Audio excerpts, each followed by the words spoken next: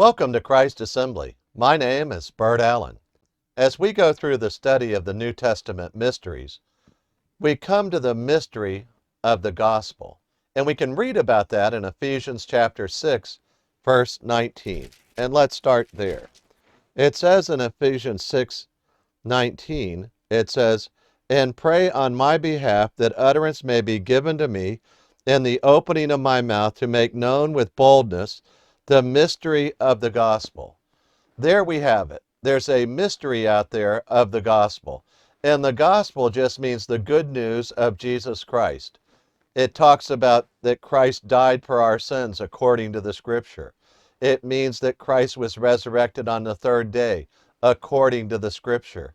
And by faith in him and his work, we have eternal life. You can read about the definition of the gospel in 1 Corinthians chapter 15, verse 3 and following.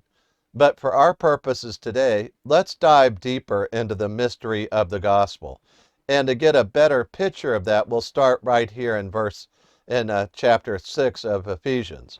It says in verse 18, "With all prayer and petition pray at all times in the Spirit, and with this in view be on alert with all perseverance and petition for all the saints." So Paul is saying, I want all the saints to be praying for me because I want to share the gospel of Jesus Christ with everyone. I want to proclaim the gospel of Jesus Christ far and wide, but to do that, I need spiritual power and courage and boldness that only God can supply. And then we've already read 19, but I'll read it again. "And pray on my behalf that utterance may be given to me and the opening of my mouth to make known with boldness the mystery of the gospel." And then verse 20, "For which I am an ambassador in chains, that in proclaiming it I may speak boldly as I ought to speak." So Paul's closing out his message to the Ephesians, proclaiming the gospel that's been a mystery, something that was hidden in the past, but now revealed. And to understand that mystery of the gospel, let's turn back to Ephesians chapter 3. And it says here in verse 6, to be specific, that the Gentiles are fellow heirs and fellow members of the body and fellow partakers of the promise in Christ through the gospel. So he just explained in Ephesians 3 the mystery of Christ. And now we see that close relationship between the mystery of Christ, that the Gentiles are coming into the church with all the blessings of everyone, that we share all the blessings of the church equally with Jews and Gentiles, from the standpoint of salvation and from the standpoint of the church. That doesn't mean that all the Old Testament promises to the Jews are wiped away. No, and they're not all fulfilled through the church. They're going to be fulfilled through the program of God that remains the same as God laid it out to begin with. You can read about that in the mystery of partial hardening in Romans chapter 11. But let's continue to try to delve into the mystery of the gospel. And in Ephesians 3, we see the mystery of Christ linked with the gospel, and we already know that there's a mystery of the gospel from chapter 6 that Paul is proclaiming. So here's what he's driving at. In Ephesians chapter 3, he says, verse 7, "Of which I was made a minister according to the gift of God's grace, which was given to me according to the working of his power." So Paul became a presenter, a proclaimer, a preacher of the gospel. And he's proclaiming something that's a mystery. Well, let's go on and see if we can pick up more about the mystery aspect of the gospel. Here's what he's driving at.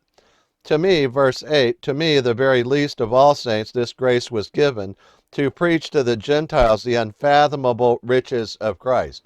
So the gospel is always about proclaiming to Jews and Gentiles the unfathomable riches of Christ. And that just means something so deep you can't understand it. It's deeper than you can measure. It's wider than you can measure. And he's talking about the grace of God, the riches of Christ. Verse 9, "And to bring to light what is the administration of the mystery, which for ages has been hidden in God, who created all things." So yeah, that's exactly what the mystery of the gospel is about. That for long ages in the past, it's all been hidden.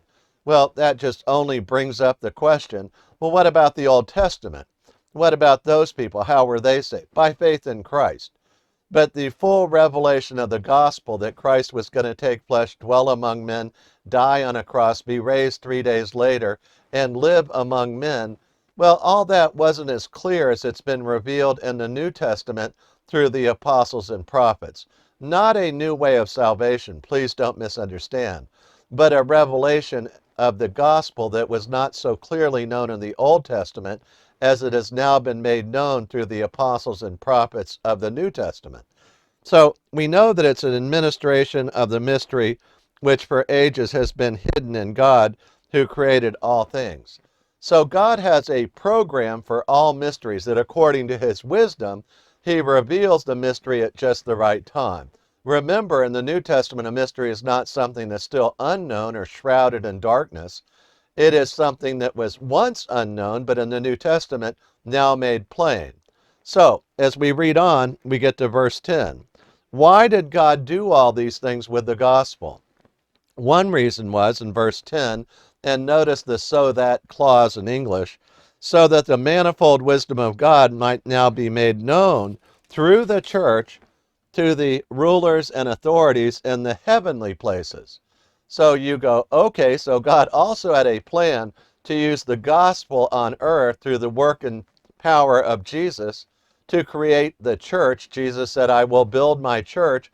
Now we know one of the reasons that he's building that church as a statement, a proclamation even to heavenly powers of the grace and wonders and love of Jesus Christ and God the Father and the power of the Holy Spirit in building the church on earth as a testament to everybody in heaven. And remember that Pentecost was where the church started. It continues until the fullness of the Gentiles is finished. Go back and think about Romans 11. Consider the partial hardening. Look at the video if you have questions about that. But back to here.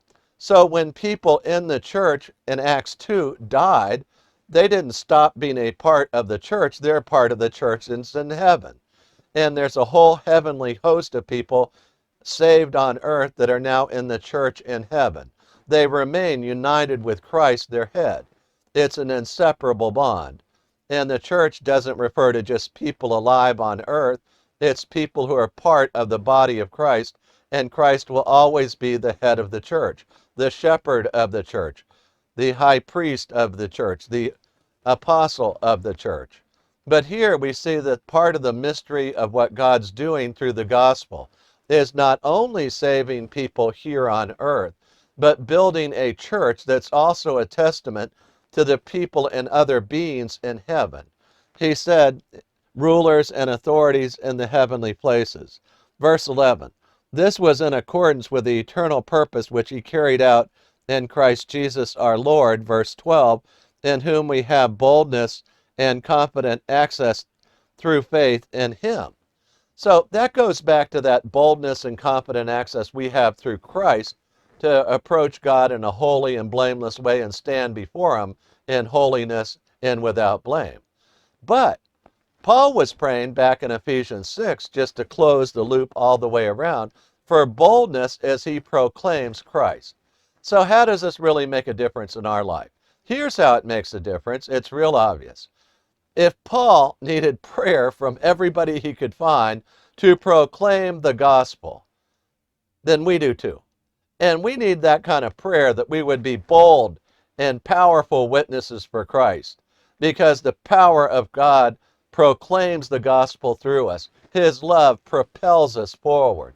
His courage that only he can give us causes us to have great boldness as we talk for him, and that's all part of the mystery. So we saw in Ephesians 3 that part of the mystery is that God's going to ultimately reveal himself and his church through heaven, and it'll be a witness and a testimony to the heavenly beings and powers and authorities. But it's also a matter of that boldness on earth to proclaim the gospel that Paul was soliciting prayer for. And he's not only been bold in the past, but he wants to be bolder in the future. Wow. And that's a great example for us. There's a long-range heavenly program associated with the mystery of the gospel, and there's an earthly program associated with the mystery of the gospel, having to do with proclaiming Christ, being those ministers of reconciliation, that God entrusted that ministry to us at the moment of salvation. We proclaim the gospel, the good news of Jesus Christ, so that people will be saved and become part of the church, which then is a testimony of God's power and love to heavenly places and authorities. So let's pray. Father, we thank you for the mystery of the gospel. We pray in our lives that we would share your word with boldness, that we would solicit prayers and people would pray for us to be bold.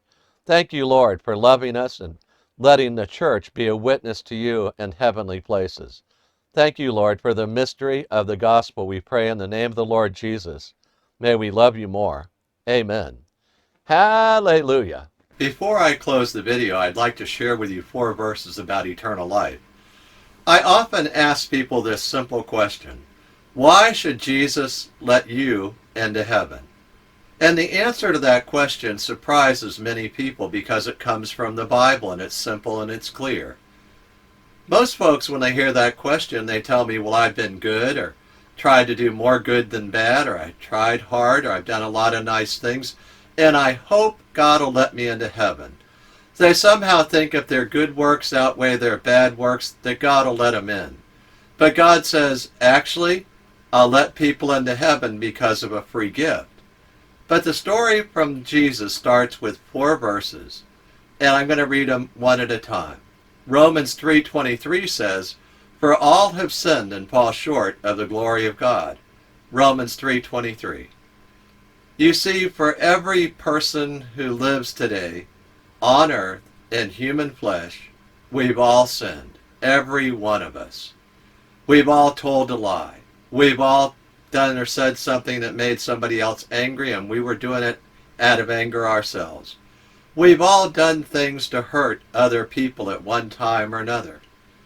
God says that's all sin, and I look upon that as falling short of my glory, God says. God says we should never fall short of his standard, which is the glory of God. Well, is it serious that we've sinned? Should I be worried about that? Everybody sinned. Why should I worry? Well, consider Romans 6:23. For the wages of sin is death, that all of us deserve the death penalty. At the moment we sinned, we incurred the death penalty for the smallest sin or the biggest sin. I'm happy that Romans 6:23 continues and says, "But the free gift of God is eternal life in Christ Jesus our Lord." You see, if you've been listening carefully and thinking about what the Bible says, so far we've learned that we're all sinners, we all fall short of the glory of God, and we all deserve the death penalty. This doesn't sound like good news until you read the last part of that last verse. It says that God has a free gift for all of us. It's in Christ Jesus our Lord, and it's eternal life. The free gift of eternal life that only Jesus Christ can give you. He said he's the way, the truth, and the life. No one comes to the Father but through him. Why would God offer us this great gift if we're all sinners? Well, Romans 5:8 tells us. It says, "But God demonstrates his own love toward us, in that while we were yet sinners, Christ died for us." He died for us. He died in our place. God loves sinners like you and like me. He died in my place and in your place. He paid the death penalty for me. I often illustrate the free gift like this: that I have this old Nissan truck. It has 285,000 miles on it. It's not that great a truck. It sits at the beach every day. But I illustrate the point this way. I hold up the keys to my truck and I say, I'm going to make you a symbolic gift of my truck. But until you take the keys out of my hand, it's not your truck yet. Well, let me tell you what I mean. A lot of people have been going to church for years. They know all about Jesus. They can quote verses about Jesus. But they know in their heart that they're not quite right with God. And there's never been a day in their life where they've been born again and they know it. You see, they're just staring at the keys in God's hand, and he's offering you the free gift today of saying, reach out by faith and receive that free gift and take it into your heart today. Receive the free gift. Okay, how do we do that? Well, Romans 10:9 tells us how to do that. It says that if you confess with your mouth Jesus is Lord and believe in your heart that God raised him from the dead, you will be saved. And he means saved from the death penalty, eternal destruction. So we can receive that free gift right now by faith, and we can pray a prayer together. I urge you to pray with me. I'm going to pray it right now. Lord Jesus, I thank you that you love me. I confess that I am a sinner and I fall short of the glory of God. I confess, too, that I deserve the wages of sin, which is death. But, Lord, you offer me the free gift of eternal life in Christ Jesus our Lord. I accept that free gift right now. I believe that you love me and that God died on the cross for me, that Jesus Christ is God, and he died on the cross for me. You paid the death penalty for me, Lord Jesus. Thank you so much. I confess with my mouth Jesus is Lord, and I believe in my heart that God raised him from the dead. I repent of my sins, and I accept that free gift, Lord. Thank you so much that you have forgiven me. In your name I pray. Amen. Now, if you prayed that prayer with me, I'd love you to send me an email and we'll rejoice together. Send me the email at friend@christassembly.org. That's friend@christassembly.org. I look forward to hearing from you. Hallelujah.